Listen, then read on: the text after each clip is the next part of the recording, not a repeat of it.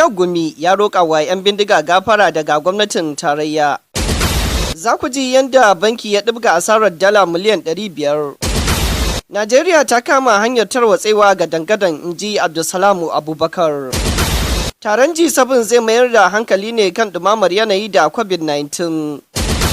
Waɗannan da ma wasu su za ku ji a cikin shirin duniyar labarai na wannan lokaci.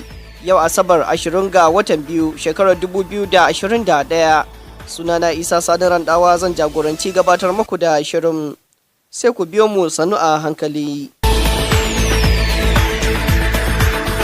To yanzu kuma ga cikakkun labaran.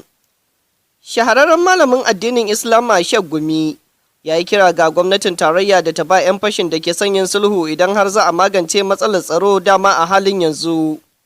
Malamin ya bayyana haka ne a ranar Juma'a yayin ganawa da manema labarai a Mina, babban birnin jihar Neja.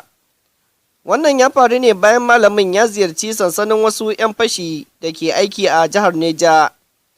Ya bayyana cewa wasu ƙorafe-ƙorafen 'yan fashin ana kashe su ne tare da nakasa su ba da haƙi ba. Da yake magana game da tattaunawar da ya yi yayin ziyarar sirri da ya kai wa 'yan ta'addan, Gumi ya ce akwai kyakkyawan martani daga 'yan bindigar da ke rike da ɗaliban makarantar Kagara da ma'aikatansu. Tsohon shugaban ƙasa na mulkin soja, Abdulsalamu Abubakar ya yi kakkausan gargaɗi cewa idan har ba a gaggauta daƙile hargitsi da tashe-tashen hankulan da ke faruwa a faɗin ƙasar nan daban-daban ba, to Najeriya za ta iya tarwatsewa ba da daɗewa ba. Haka Abdulsalam ya shaidawa manema labarai a ranar Laraba a Mina, babban birnin jihar Neja. Wannan gargadi na shi dai ya zo kwanaki kaɗan bayan da aka kashe wasu Hausawa a kasuwar Shasha da ke jihar Oyo.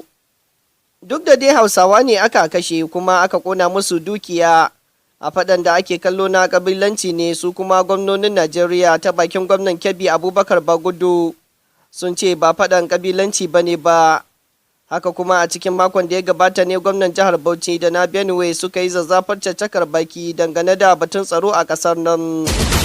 To kuna shan labarun ne daga nan sashen Hausa na Randawa Media Concept. Yanzu kuma za mu karɓi wannan saƙon kafin shirin ya ci gaba. Malam, ni fa na gama shirina, mu je zuwa kawai. To wai ke uwar gida, wannan asibancin zuwa ina ne kenan?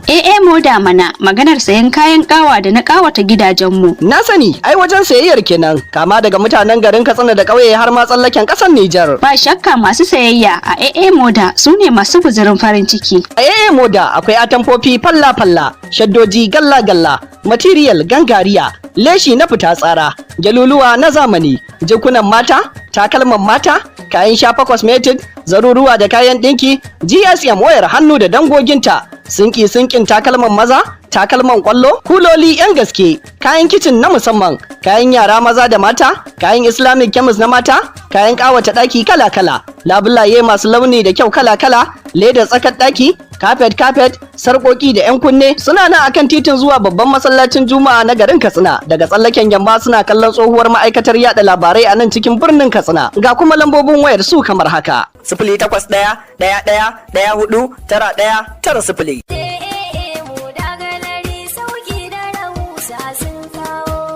Bikin su kai da amaryan nan ta aliyu mai kyan tarbiyya. Da fara na gode Allah ta fara sarkin zamani. Biki na auren soyayya, waka ta auren Firdausi da baituka launi-launi. Amarya mai kyan tarbiyya, taron biki na fiye taro, amarya ɗaya ake nuni. Biki na auren soyayya, Rabi'atu SK Mashi ta ɗauke nauyin aiwakar. Kuma firfito za mu murna biki na auren soyayya.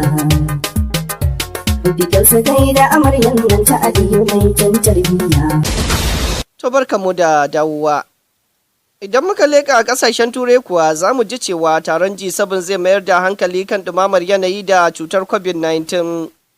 Karan farko tun bayan zamowar shugaban ƙasar Amurka Joe Biden zai halarci taron G7 da ya haɗa da shugabannin ƙasashen duniya, wanda zai mayar da hankali kan batutuwan da suka shafi farfadowa daga illar annobar coronavirus da tattalin arziki da kuma batun ɗumamar yanayi. Yayin taron ana sa ran shugaba Biden ya barranta ƙasar daga wasu matakai da tsohon shugaba Donald Trump ya saka ta, musamman kan abin da ya shafi yaƙi da ɗumamar yanayi. Prime Minister Boris Johnson na Birtaniya da ke matsayin uban taron na bana, ko da yake akwai yiwuwar sake haduwar kasashe cikin watan Yuni. Ya ce bisa matakan kariya daga COVID-19 taron zai gudana ne ta bidiyon intanet kamar yadda aka yi waɗanda suka gabace shi. To yanzu kuma sai yadda wani banki ya ɗibga asarar dala miliyan 500 waɗanda